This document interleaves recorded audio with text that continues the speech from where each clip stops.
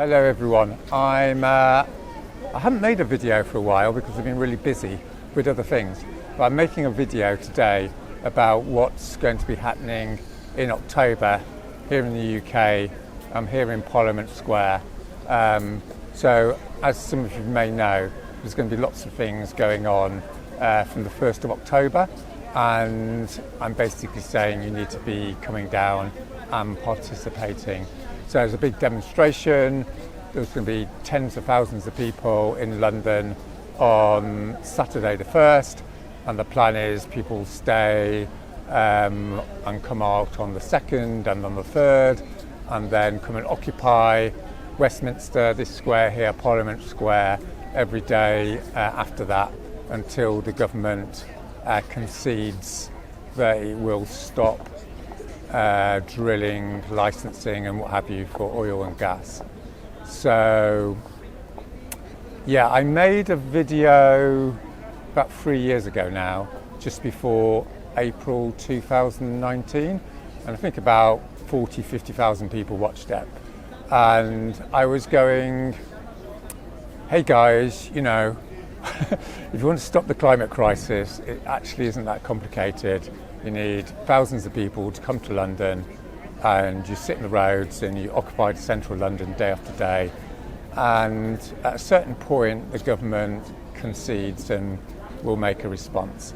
And I remember at the time people going, no, you know, no, it won't work, or, you know, tried that, or blah, blah, blah.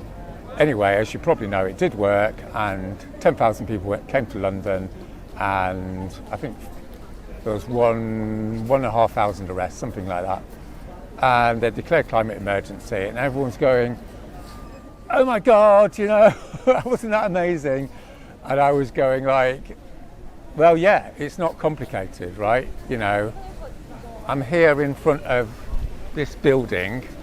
It's just another building, right? It's Parliament, but it's just another building. It's just bricks and mortar, and there's a bunch of people in there, and they have a certain amount of power. And the important thing is it's only a limited amount of power. So in case you're feeling a bit skeptical, I'll just suggest, you know, if 50, 100,000 people came into this square every day for about 2 or 3 weeks, then they would have to respond to your demand. I mean, this has happened 1,000 times in recent history. There's nothing unusual about it. It happens all the time. And the only issue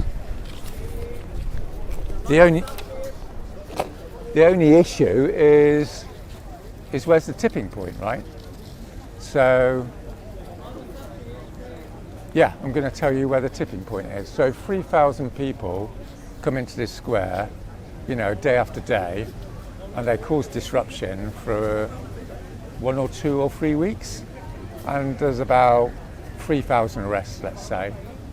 Then you've got a good 50-50 chance that the Tory government is going to do a U-turn.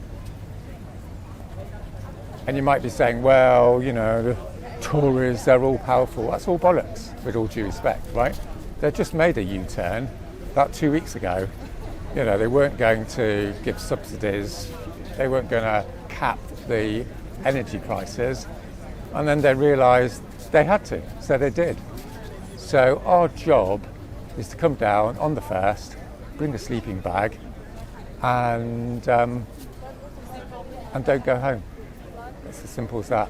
So I talked to a bunch of judges and QCs, these top lawyers, and they said, to cut long story short, they said it's unconstitutional for the government to engage in activities that takes us over 1.5 degrees. So I'm assuming everyone who watches this video knows that if we go over 1.5 degrees, if we carry on digging up oil and gas, then we're going to go over 1.5. I mean, that's like super obvious, isn't it? So if the government continues with this legislation to open, what is it now, 130 new oil fields, they're basically engaging in unconstitutional activity. And then you might be going, well, yeah, that's all very well, Roger, you know, a few judges making some private comments. But I think yesterday they published in the Times a letter with about 120 of them saying this and saying that if we go over 1.5, it undermines the rule of law. Now, between me and you, what that actually means is the government's committing treason, because undermining the rule of law is about as serious a crime as you can imagine. So the reason I'm telling you this is because, there's no guarantees, but there's a good 50-50 chance a bunch of judges and QCs will have the guts to get up in October and make a public statement and say, actually, lawyers shouldn't be prosecuting climate protesters. They shouldn't be putting people in jail. I mean, yesterday they put 56 people in jail, I think. Everything's happening with the Queen, by the way, so I don't think it's in the papers, but that's more people in jail, I think, than any time since the suffragettes. The judiciary have lost 50% of their funding the court system's had over the last 10 years. I think they're all out on strike. They're not happy people. They don't want to be putting dozens of ordinary people, grandmothers and, what have you, in prison. And they're going to make a statement. It's a matter of when, not if. And they're going to make a statement, they're more likely to make a statement if we get a critical mass of people coming down in October. So, that's the general proposition here. I'm going to go through a few, embellishments really, because a lot of people think, oh, we tried that, it didn't work, or I did that once and it didn't work. So I'm just going to have a little look at my notes and then I'm going to come back with my replies to those points, okay? Just bear with me a sec. Yeah, so basically when we set up Extinction Rebellion 3 or 4 years ago, everyone said, or a lot of people said, oh, it doesn't work, sort of thing, and, blah, blah, blah. And then it did work, and 200,000 people joined XR around that time, around April 2019. And then I think everyone went out in October and nothing really changed. And then since then it's been like, well, we tried that and it didn't work.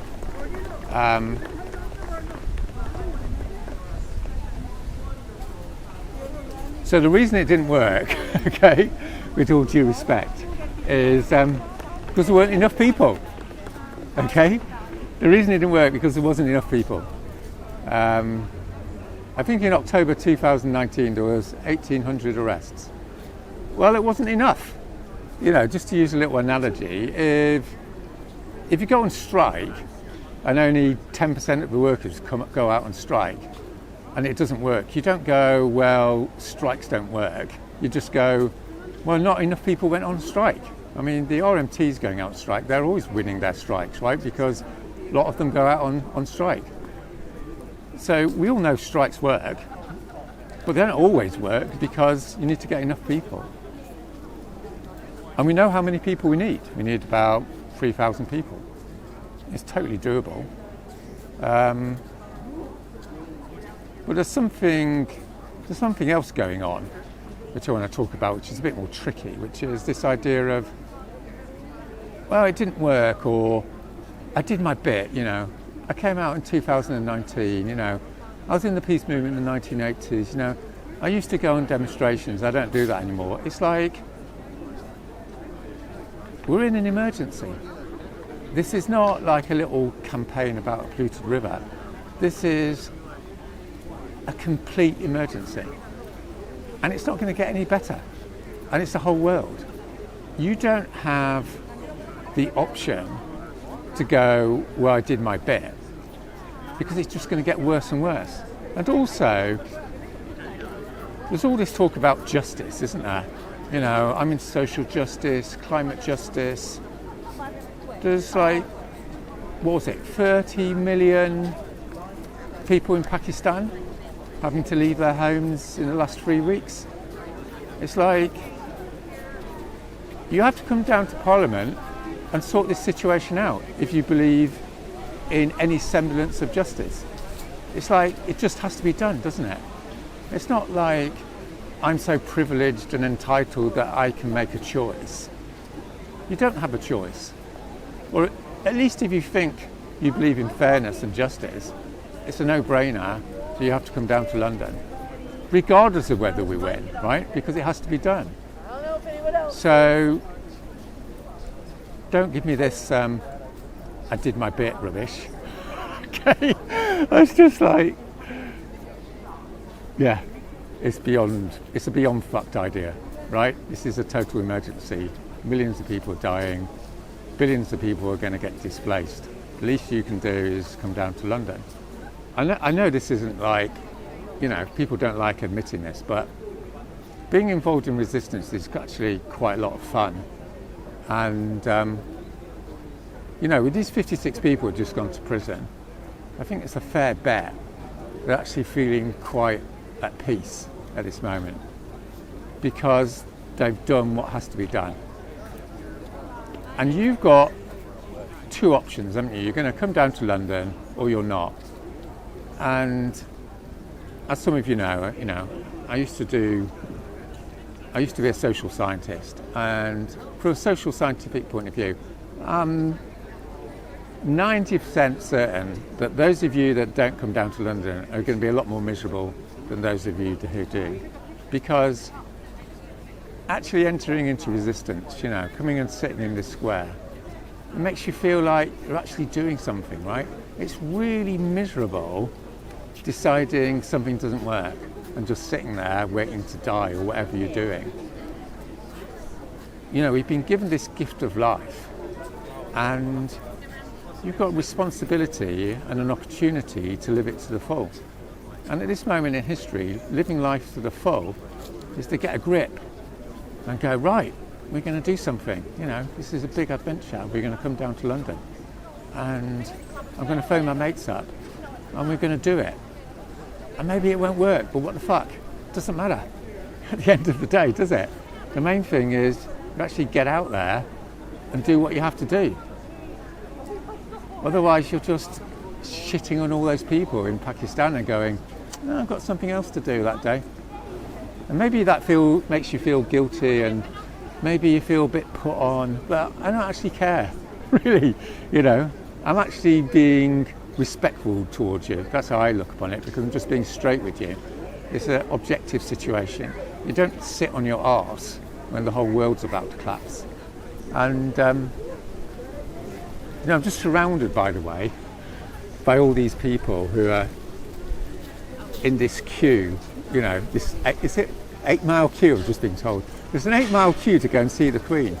And you think, what's all that about? Well, all these people, they all love the Queen because, rightly or wrongly, they think she stood for something, right? She stood for resilience and service and, dedication to the well-being of the British people and all the rest of it. And whether you agree with that or not isn't really the issue. The point is all these people's hopes, all these people's expectations of the future, is just going to turn into dust, It's just going to turn to shit. Unless a critical mass of people come down and change the course of history. And there's only a certain number of people who are going to do that. And it's a fair bet that it's going to be you watching this video. So what I want you to do is share this video with all those XR people, those 200,000 people out there. Make sure they get this video. Maybe share another video if you don't like this video, okay? Whatever. But just get it out there that this is the next step. We've had COVID, everyone's been miserable, and now it's time to get back out on the streets and get on with the job. Anyway, so I just want to tell you about this. I interview and talk to loads of people, as you may know, and it's really interesting.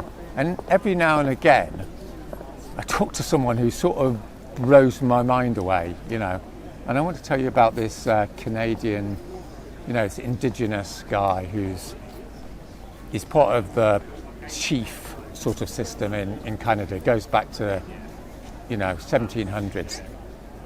Anyway, what he said to me was, he said, you know, when they build a pipeline across their, you know, across their lands, he said, we don't have a choice. We don't have a choice. You know, you're going to sit there and get completely screwed over, or you resist and you get completely screwed over. And they choose to resist. And that really affected me, because it made me realise how privileged and entitled I am, and most probably you are watching this video, that you can even think you have a choice here.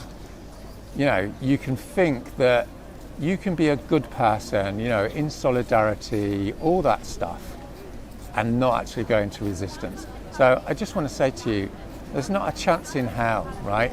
You can be in solidarity with those people that are getting fucked over, unless you actually get off your arse and start changing things. And what I've said to you in this video is, you know, unless you've got a better idea, in which case that's all cool, but unless you've got a better idea, you need to get everyone down to London and just get on with it, because we've got 3 years, haven't we? Whatever it is. So yeah, that's my bit. I'll see you in London on the 1st. Bye.